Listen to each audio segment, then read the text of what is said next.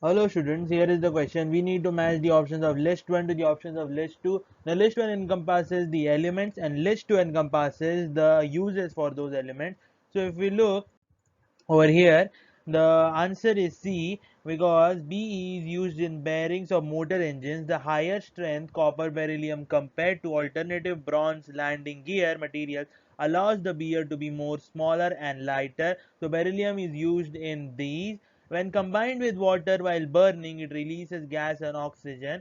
Magnesium is used in either powdered or solid form as an incendiary agent for both illumination and anti-personal purposes. So magnesium is used for this. Pure calcium metal is used as a reducing agent in the preparation of other types of metals such as thorium, uranium, zirconium. So calcium is used for reduction purposes, and due to its radioactive nature, radium is used in the treatment of cancer. Thank you.